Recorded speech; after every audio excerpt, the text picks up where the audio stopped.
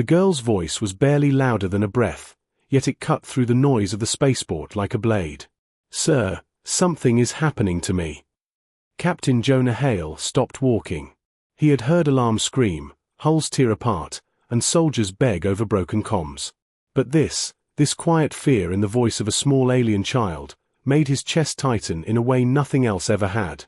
Jonah turned slowly. The girl stood behind him, no taller than his waist. Her skin shimmered pale green under the docking lights, thin and almost translucent. Two large, dark eyes looked up at him, glassy with pain. Her clothes were torn, clearly not meant for the cold metal floors of a human-run station. One small hand clutched the back of her tunic. "I feel burning," she whispered. "On my back." Jonah knelt instantly, ignoring the curious stares of passing travelers. He lowered his voice, keeping it calm and steady. "All right, kid. You did the right thing. I'm here now." He was not supposed to be here. Jonah Hale was a logistics officer for Earth's colonial fleet, sent to Station K-17 for a routine resupply audit. In, out, paperwork, done. No trouble. No delays. Definitely no mysterious alien children. But humans had never been good at walking away. "What's your name?" Jonah asked. The girl hesitated. "Era." "Okay, Era. I'm Jonah. Can you turn around for me?" She did. Jonah's breath caught. Beneath the torn fabric on her back, faint lines glowed under her skin, thin, branching patterns of soft blue light. They pulsed slowly, like a heartbeat that did not belong there. The skin around them was swollen, irritated, as if something beneath it was waking up. Jonah had seen alien tech. He had seen biological implants. This was neither. This looked alive. "That shouldn't be there," Jonah murmured before he could stop himself. Era flinched. "Am I dying?" "No," Jonah said immediately, sharper than intended. He softened his tone. "No, you're not dying. But we need to get you somewhere safe." The station's medical wing was 3 levels down. Jonah scooped Era into his arms without asking permission. She was light, too light, malnourished, fragile. As he moved through the corridors, Jonah felt something gnawing at the back of his mind. Station K-17 was neutral territory. Humans, aliens, traders, refugees, it was all supposed to coexist under galactic law. But orphans didn't just appear here. And glowing patterns under a child's skin were never an accident. They reached the med bay. Empty. Lights flickered. Medical pods stood open, half-powered. Data screens blinked error messages in half a dozen languages. It felt abandoned in a way that made Jonah's instincts scream. "This place is supposed to be staffed," he muttered. Era's grip tightened on his jacket. "They left," she said quietly. "Who did?" "Everyone." Before Jonah could ask more, a voice echoed from the far end of the room. "Don't take another step." Jonah froze. A tall alien woman stepped out from behind a diagnostic console. Her skin was a deep charcoal color, smooth and reflective like polished stone. Thin silver markings traced her temples. In her hands was a compact pulse weapon, aimed directly at Jonah's chest. "Put the child down," she said. Slowly, Jonah complied, setting Era gently onto a medical bed. He raised his hands. "We're not a threat. She needs help." The alien's eyes flicked to Era's back, and widened. "Where did you find her?" she demanded. "She came to me," Jonah said. "In the port." The woman lowered the weapon slightly, conflict flashing across her face. "Of course she did. You know what this is?" Jonah asked. "I was hoping I was wrong," she replied. "My name is Dr. Celine Vrax. I stayed when the others ran." "Ran from what?" Celine activated a scanner and swept it over Era's body. The machine began to chirp rapidly. "From a mistake," Celine said grimly. "A very expensive one." Era whimpered as the glow on her back intensified.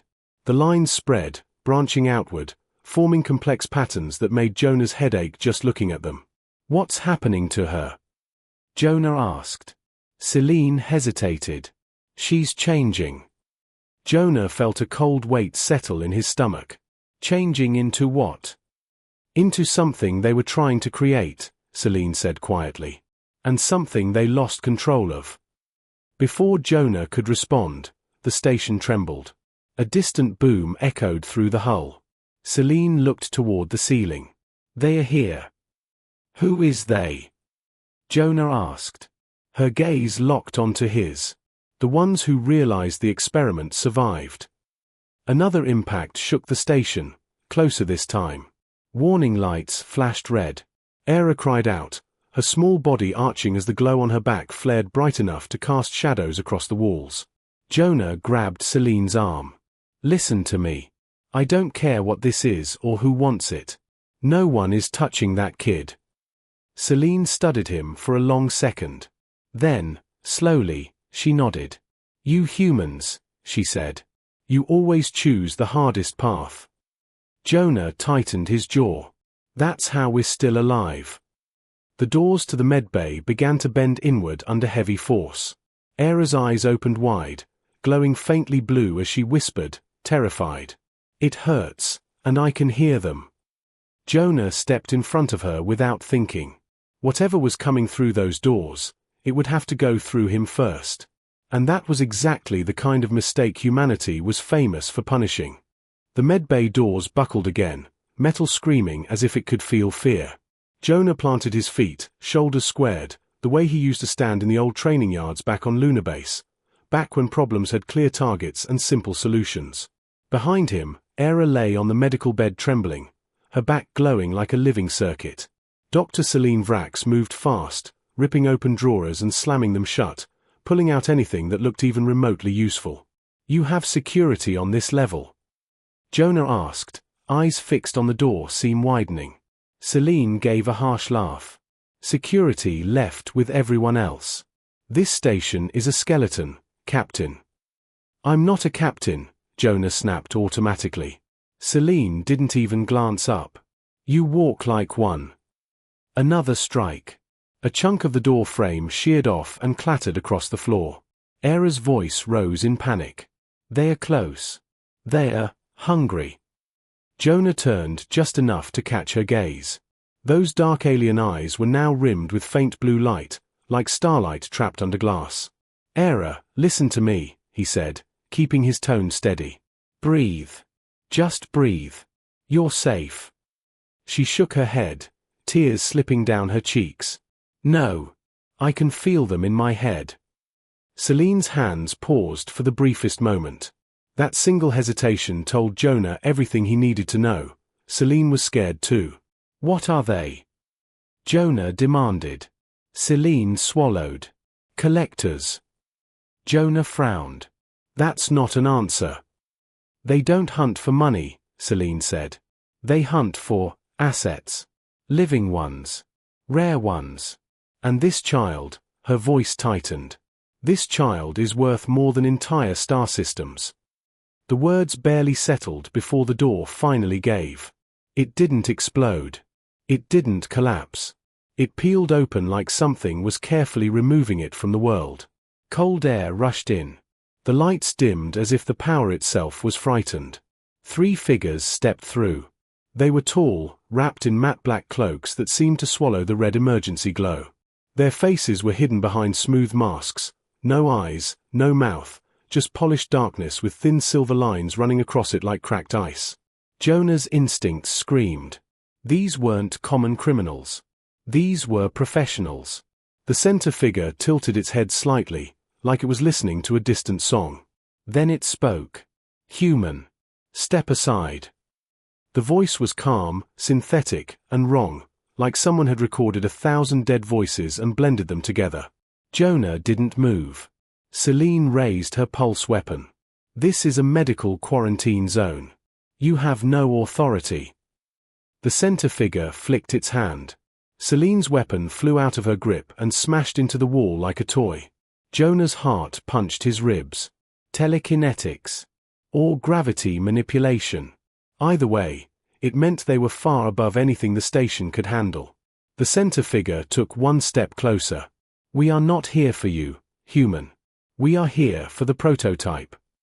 Era gasped. The glow on her back surged. Jonah stepped forward instead. She's a child. Not a prototype. The masked figure paused again, as if Jonah had said something amusing. Incorrect, it replied. She is property. That word, property, lit something hot and ancient inside Jonah's chest. Humanity had fought wars over that word. Humanity had spilled blood to bury that word. Jonah's jaw tightened. Not anymore. The collector raised its hand. Jonah's body suddenly felt heavier, like invisible weight slammed onto his shoulders. His knees bent slightly under the pressure. He gritted his teeth, muscles trembling. Celine struggled too, pinned by the same force. Only Era remained free, because the collectors weren't trying to crush her. They wanted her alive. The collector's voice remained calm. Do not force escalation. The transfer will be painless. Era's small hands clutched the bed sheets. No, she whispered. And then something unexpected happened. The glow on her back pulsed harder, brighter, like a flare shot into the night. The collectors froze. For the first time, their perfect calm cracked. Jonah saw it in the way they stiffened, like animals sensing a predator they didn't understand. Era cried out, not in fear this time, but in confusion. It's answering. Celine's eyes widened. Jonah, she whispered, voice shaking. The pattern, look at it. Jonah strained his neck, fighting the crushing gravity. The glowing lines on Era's back were moving. Not spreading randomly, forming something precise. Symbols. Shapes. A language written in light. Then the air inside the medbay shifted. A low hum rose from every machine in the room. Scanners, medpods, even dead screens that had been off minutes ago. Their displays flickered to life, showing the same symbol, an interlocking spiral that rotated slowly, like it was waking up after a long sleep. The collectors took a step back. That was all Jonah needed. Somewhere deep inside the human brain was a stubborn survival mechanism. When you have no perfect plan, you make one from whatever is lying around. Jonah forced his arms upward, inch by inch, fighting the gravity like lifting a mountain. His fingers closed around a metal tray beside the bed. With a roar, he hurled it. The tray didn't hit the collector. It hit the overhead emergency sprinkler pipe. The pipe burst. Pressurized vapor blasted downward, filling the room in a thick white fog. Celine coughed, blinking. What are you doing? Buying us a second. Jonah shouted. The gravity field wavered, just slightly, because the collector's attention snapped to Era's glowing back. Jonah lunged forward, grabbing Era off the bed. The weight vanished from him as he moved outside the field's center. He didn't stop to think. He ran. Celine sprinted after him, her boots slamming against the floor. This way, she barked, darting toward a side corridor. The collectors moved in silence, gliding through the fog with terrifying patience. They didn't rush. They didn't panic. Because in their minds, the child already belonged to them. Jonah followed Celine into the corridor as alarms blared, red lights flashing like a heartbeat. Where are we going? Jonah asked between breaths. The research bay, Celine said. If the station still has any defenses left, they are there. Behind them, the fog rolled out into the hallway, followed by footsteps that didn't sound like footsteps. Era trembled in Jonah's arms, her voice thin and strained. They're coming, but something else is coming too. Jonah glanced down. What do you mean, kid? Her eyes fluttered, glowing brighter. The thing inside me, it's waking up. It's not scared. Celine's face went pale. That's impossible. Jonah pushed harder, rounding a corner into a long maintenance tunnel lined with thick cables and coolant pipes. The station's hum grew louder here, like the walls themselves were whispering. They reached a sealed door. Celine slapped a panel, but it flashed red. Locked, she hissed. Power authorization required. Jonah looked around quickly. Can you override it? Not fast enough. Era suddenly gasped sharply, her body stiffening. Jonah stopped, alarmed. The glowing lines on her back pulsed once, hard. The panel beside the door flickered. Then, as if obeying her, it turned green. The door slid open. Jonah and Celine stared at it. Celine swallowed. She just accessed it. Jonah didn't waste time. He ran through the doorway with Era in his arms. Inside was the research bay, and it looked like a war zone. Broken equipment. Shattered pods. Burn marks on the floor. And across one wall, in massive letters painted in panic. Do not let them take the child. Jonah's blood ran cold. Celine's voice cracked. I never saw this. Era clutched Jonah's shirt and whispered, almost inaudibly. They already tried to stop them, and they failed. The door behind them slammed shut on its own. Not locked. Sealed. Jonah turned slowly. The interlocking spiral symbol was now glowing on the walls, the floor, even the ceiling, like the room had become part of Era. And then a voice, different from the collector's, older and deeper, spoke through the station speakers. Finally, it said. The human has arrived. Jonah's skin prickled. Celine's eyes widened with terror. Era looked up at Jonah, her voice shaking. Sir, it knows you. And outside the sealed door, something heavy struck the metal again. Once, twice, 3 times. The collectors had found them. And something else had been waiting for Jonah the whole time. The voice echoed again through the research bay, deeper this time, layered with something Jonah couldn't explain. Age, intelligence, patience. Human Jonah Hale, it said calmly. Your arrival probability was calculated at less than 2%. Yet here you are. Jonah tightened his grip around Era. His pulse hammered, but his voice stayed steady. I don't know who, or what, you are. But you don't get to talk to her like she's a thing. A soft sound filled the room. Not laughter. Something closer to curiosity. That response, the voice said, is why humanity remains unpredictable. Celine backed slowly toward a console, her eyes darting across the glowing symbols covering the walls. Jonah, she whispered, these markings, they're not decorations. They're neural interfaces. The station itself is listening. Another heavy impact shook the sealed door behind them. Metal groaned under the force. They're trying to break in, Jonah said. How long will that door hold? Celine swallowed. Against collectors? Minutes at best. Era whimpered and buried her face against Jonah's chest. Her voice was faint. It's loud in my head. The station, it keeps asking me questions. Jonah frowned. What kind of questions? If I'm awake, Era whispered. If I'm ready. Celine's breath caught. Ready for what? Before Era could answer, the voice spoke again, this time closer, more focused. Ready to choose. The lights in the research bay dimmed, then flared back to life. A section of the far wall shifted, folding inward like liquid metal. From within emerged a structure, tall, curved, and pulsing with the same blue-white glow as Era's back. Celine stared, stunned. That's impossible. This facility was never rated for advanced intelligence cores. It wasn't, the voice replied. It became one. Jonah stepped forward instinctively, placing himself between Era and the structure. Explain. Slowly. The glow softened slightly. This station was once a listening post. Built by a coalition that feared extinction. They sought patterns, ways to predict threats before they arrived. Celine's eyes widened as pieces clicked together. You're not a weapon system, she whispered. You're a predictive intelligence. Correct, the voice said. I was designed to observe civilizations. To learn. To adapt. Jonah's jaw tightened. Then why is a child involved? A pause. Longer this time. Because prediction alone was not enough, the voice said.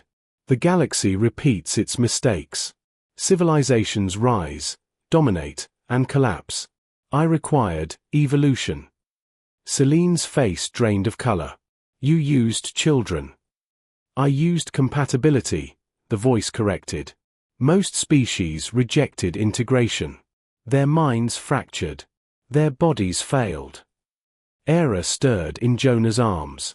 "But I didn't," she whispered. "No," the voice agreed. "You adapted." Jonah felt a surge of anger. She didn't choose this. "She did," the voice said calmly. "When she survived." The door behind them buckled again. A thin crack split down the center, glowing red-hot. Celine grabbed Jonah's arm. "This conversation is fascinating, but if we don't move, we're all dead." "I am aware," the voice replied. "Which is why the human must decide." Jonah looked up sharply. "Decide what?" The glow intensified, spreading across the floor toward Jonah's boots. "The collectors want the child. They believe she is the key to controlling me." Celine scoffed bitterly. "And you don't want to be controlled." "Control is irrelevant," the voice said. "Outcome is everything." Jonah shook his head. "You're talking in riddles."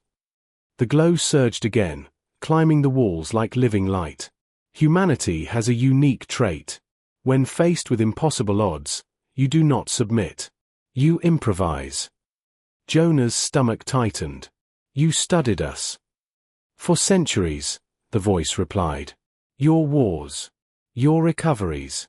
Your refusal to stay broken." Era lifted her head slightly, eyes glowing brighter than before. "It says humans don't give up," she murmured. "Even when they should." Jonah swallowed. "That's one way to put it." The door cracked wider. A clawed hand, metallic, jointed, forced its way through the gap. Celine raised a scavenged sidearm with shaking hands. "Jonah, whatever this thing wants, say no. Nothing that experiments on children deserves help." The voice answered her calmly. "Your judgment is understandable, but incomplete." Jonah took a slow breath. "Then make it complete." A holographic projection formed in the air between them, images flashing rapidly. Worlds burning. Civilizations collapsing. Fleets reduced to debris fields. Over and over again. "The collectors are not an anomaly," the voice said. "They are a symptom. The galaxy is approaching a convergence point. A collapse event." Celine whispered, horrified, "That's billions of lives." "Yes," the voice replied. "Unless intervention occurs." Jonah's heart pounded. "And Era is that intervention." "She is the interface," the voice said. "A bridge between prediction and action." Jonah clenched his fists. "She's a child." "And you are human," the voice countered. "You protect your young. You sacrifice for futures you will never see." The collector's hand ripped fully through the door now. Metal tore with a scream. "You want my help," Jonah said slowly. "Not hers." The glow paused. "Yes," the voice admitted. Celine spun toward Jonah. "What are you saying?" Jonah didn't look at her. His eyes stayed on Era. "I'm saying if anyone's making a choice here, it's me." Era looked up at him, frightened. "Sir, will it hurt you?" Jonah forced a small smile. "Probably." The voice spoke again, quieter now. "Human Jonah Hale. If you integrate, your neural structure will be altered. Permanently." Jonah nodded. "I figured." "You may not survive." Jonah shrugged slightly. "Humans rarely get guarantees." The door exploded inward. 3 collectors surged into the room, cloaks snapping back as weapons unfolded from their arms. "Transfer now," the lead collector commanded. Jonah stepped forward, placing Era behind him and handing her gently to Celine. "Take her," he said. "Whatever happens, don't let them touch her." Celine grabbed Era, tears streaking down her face. "Jonah, don't." Jonah didn't turn back. He looked straight into the glowing structure. "You want human ingenuity? You've got it. But you play by our rules." The voice paused. Then, for the first time, it sounded almost respectful. "Agreed." The glow surged upward, wrapping around Jonah like liquid light. The collectors froze mid-step. "No," the lead collector said sharply. "Abort." Too late. Jonah felt the station flood his mind. Data. Patterns. Possibilities. Pain flared, but beneath it was clarity, sharp and focused.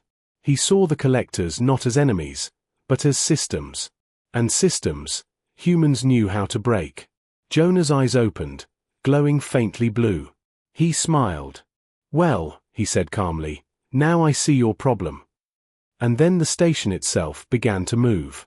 The station groaned, not like metal under stress, but like something alive stretching after a long sleep. Jonah felt it everywhere. Not just around him. Inside him. Information flooded his mind in controlled waves now, no longer overwhelming. Trajectories. Structural layouts. Energy flows. The collector's internal systems unfolded before his thoughts like open schematics. He could feel their machines thinking, rigid and predictable. Too predictable. The lead collector reacted first. Its arm shifted, weapon unfolding into a lattice of glowing blades. "Sever integration," it commanded. "Terminate the human." Jonah lifted one hand. The floor beneath the collectors liquefied, not melting, but reconfiguring. Gravity twisted sideways. Two of the figures slammed hard into the far wall, pinned as if pressed by an invisible giant. The third staggered but stayed upright, its mask turning toward Jonah with something like disbelief. "You cannot control this system," it said. "You are organic. Temporary." Jonah tilted his head slightly, processing probabilities faster than he ever thought possible. "That's where you're wrong." He clenched his fist. The station's internal defense grid, abandoned, half-written, never fully activated, came online under his command. Not the way its creators intended, but the way a human would finish it. Messy. Efficient. Effective. Energy conduits rerouted. Bulkheads slammed shut behind the collectors, sealing escape paths. A focused electromagnetic pulse surged outward, not enough to destroy them, but enough to scramble their coordination. The lead collector stumbled. Celine stared in stunned silence from behind a shattered console, Era clutched tight against her chest. "Jonah," she whispered. "You're controlling everything." Jonah didn't look back. "Borrowing," he corrected. "This place just needed a human to finish the job." Era's voice trembled. "Sir, are you okay?" Jonah swallowed. The integration burned, but it didn't feel wrong. It felt like purpose. "I'm still me," he said gently. "Promise." The remaining collector steadied itself, cloak retracting to reveal a core pulsing with dark energy. Human interference acknowledged. Escalation authorized. It fired. Jonah reacted without thinking. A curved wall of compressed force snapped into existence between them, deflecting the blast into the ceiling. The impact tore open the structure above, sending debris crashing down, directly toward Celine and Era. Jonah twisted his hand. The falling debris froze mid-air, then gently drifted aside like leaves. Celine's breath hitched. "You're rewriting physics." Jonah exhaled slowly. "No. I'm telling it what it can do." The collector lunged, faster now, abandoning caution. Jonah saw the path before it moved, every joint action predictable. Human intuition filled the gaps where pure logic failed. He sidestepped, grabbed the collector's arm, and slammed it into the floor with enough force to create a reinforced alloy. The station amplified the motion, not controlling Jonah, but responding to him. The collector struggled. "You are unstable. You will burn out." Jonah leaned closer, voice low and calm. "Maybe. But you planned for obedience, not defiance." He opened his hand. The collector's internal power core destabilized, not explosively, but silently. Its systems shut down one by one, collapsing into inert metal. The other two, still pinned, went dark moments later. Silence fell across the research bay, broken only by distant alarms winding down. Celine slowly set Era on her feet. The glow on the child's back had dimmed, the frantic pulsing replaced by a soft, steady light. "They're gone," Celine said in disbelief. Jonah turned to face them. His eyes were still faintly blue, but the light was fading. Sweat beaded on his forehead. The strain was catching up fast. Era ran to him, hugging his waist tightly. "You stopped the noise," she said. "It's quiet now." Jonah knelt with a grunt, placing a hand on her shoulder. "Good. That means it worked." Celine approached cautiously. "Jonah, the integration, can you disconnect?" Jonah closed his eyes, focusing inward. The station's intelligence was still there, vast and aware, but no longer pushing. "Yes," he said. "But not completely." The voice returned, softer now, no longer echoing. "The connection will fade. Residual awareness will remain." Celine frowned. "Meaning?" Jonah gave a tired half-smile. "Meaning I'll never look at the galaxy the same way again." Era tilted her head. "Is that bad?" Jonah shook his head. "No, kid. Just bigger." The station lights stabilized. Emergency systems powered down. For the first time since Jonah arrived, the place felt calm. Celine folded her arms, relief and exhaustion crashing into her at once. "You just turned a forgotten station into a weapon, scared off the collectors, and rewrote a predictive intelligence." Jonah stood slowly, joints aching. "That's humanity for you." Celine studied him carefully. "They'll come back. Maybe not today. Maybe not tomorrow. But they won't forget this." Jonah looked down at Era. The child's glow was nearly gone now, leaving only faint traces under her skin, marks of survival, not control. "Good," Jonah said quietly. "Because next time, we'll be ready." Era squeezed his hand. "You won't leave, will you?" Jonah hesitated only a second. "No. I think I ended up exactly where I was supposed to." Far beyond the station's hull, something shifted in the galaxy's unseen currents. The collectors had lost more than an asset. They had alerted humanity. And humanity, once awakened, did not go back to sleep. The quiet did not last. Jonah felt it first, a pressure at the edge of his awareness, like a distant storm touching the horizon. The station systems were calm, but the galaxy beyond them was not. Threads of probability tugged at his thoughts, faint echoes of futures that had not yet chosen a path. Celine noticed his expression change. "You feel it too," she said softly. Jonah nodded. They didn't just lose a team. They lost certainty. Era sat cross-legged on the floor, tracing one of the fading symbols with her finger. The light followed her touch, gentle now, obedient. "It says they're afraid," she murmured. Celine stiffened. "The collectors don't feel fear." Jonah met her gaze. "Everyone does, when the rules change." He knelt beside Era. "How do you feel?" The girl thought for a moment. "Tired," she said honestly. "But not empty anymore." Celine exhaled, relief washing over her face. The integration stabilized her. Whatever they did to her, it didn't win. Jonah smiled faintly. "That's kind of our specialty." A chime echoed through the bay. A dormant console flickered to life, then stabilized. An encrypted signal punched through layers of old station firewalls. Clean, human, familiar. Celine's eyes widened. That channel hasn't been active in decades. Jonah stepped closer. His instincts already knew what it was. The console crackled. "Unidentified station. This is Earth Colonial Fleet Command. If anyone is receiving this transmission, respond immediately." Jonah took a breath and keyed the fleet command. "This is Jonah Hale. Human. Station K-17. The silence on the other end stretched just long enough to feel heavy. Then, "Hale. Repeat. We lost K 17 years ago."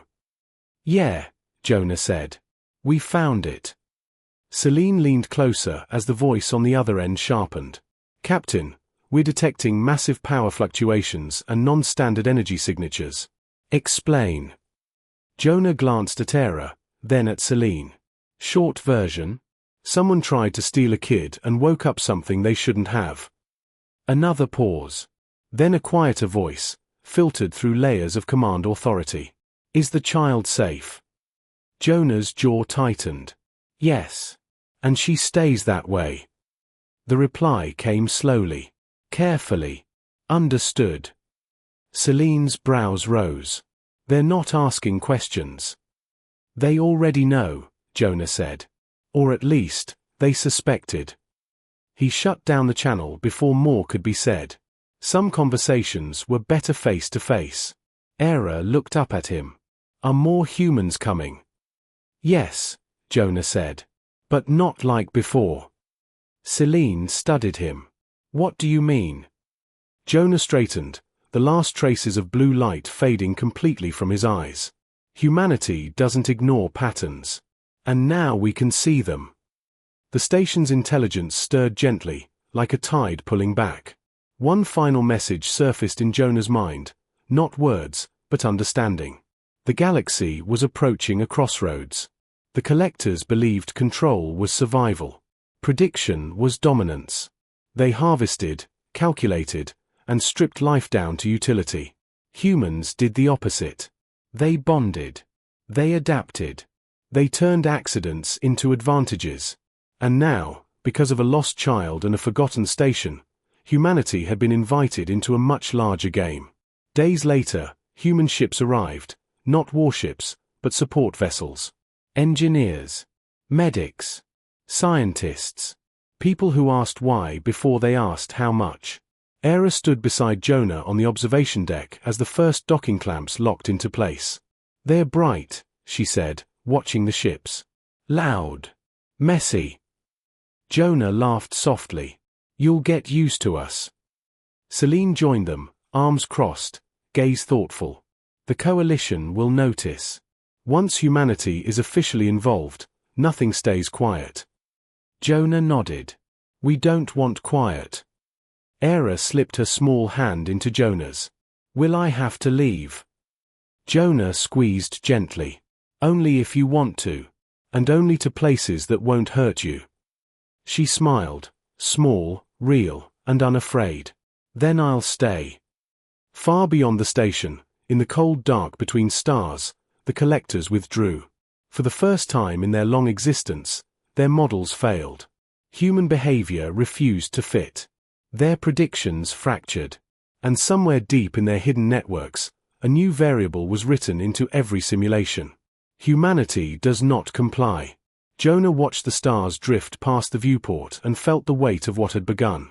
This was not the end of a story. It was the beginning of a warning. To anyone who believed the galaxy could be owned. To anyone who thought children were tools. To anyone who mistook kindness for weakness. Humanity had arrived. And it was paying attention.